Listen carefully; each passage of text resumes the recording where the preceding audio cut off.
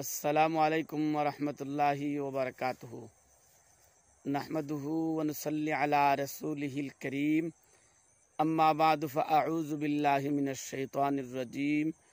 बिस्मिल्लाहिर रहमानिर रहीम। वमा मिन दाब्बतिन फिल अर्दि इल्ला अलाल्लाहि रिज़्कुहा। আল্লাহ পাক রব্বুল আলামিন এই জমিনের মধ্যে যত মখলুকাত আছে, আসমানের মধ্যে জমিনের মধ্যে সমস্ত মখলুকাতের রিজেক আল্লাহ পাক রব্বুল আলামিন দান করে দেন। আর বিশেষ করে উম্মতে মুহাম্মাদির জন্য আল্লাহ পাক রব্বুল আলামিন অনেক অনেক অসংখ্য অগণিত রিজেক দান করেন। আমাদের দুনিয়ার সমস্ত মুমিন মুসলমান আপনার রিজেকের জন্য পেরেশান, রিজেকের জন্য অস্থিরতা।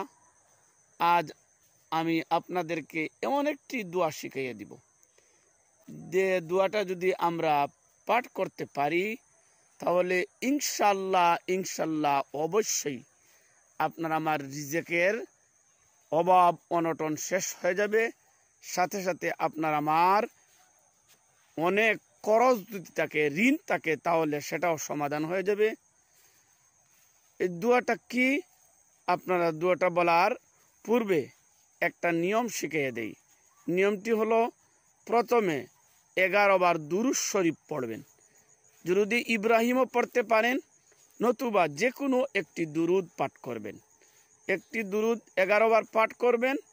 আর পাঠ করে প্রতিদিন ফজরের নামাজের পর 11 বার আল্লাহুস সামাদ আল্লাহুস সামাদ আল্লাহুস সামাদ 100 বার যদি আমরা পাঠ করতে পারি, প্রথমে 11 বার দুরূদ শরীফ আর আল্লাহুস সামাদ 100 বার পড়ার পরে আবার যদি 11 বার দুরূদ শরীফ পড়তে পারি, তাহলে আল্লাহ পাক রব্বুল আলামিন আপনাকে আমাকে অসংখ্য অগণিত বেনিয়াজ রিজেক দান করবেন।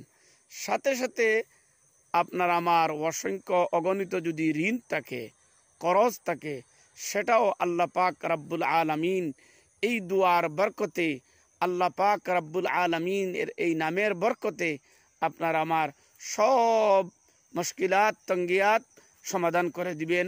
আল্লাহ পাক রব্বুল আলামিন আপনাকে আমাকে সবাইকে এই আমলটা প্রতিদিন ফজরের নামাজের পর আদায় করার তৌফিক দান করেন।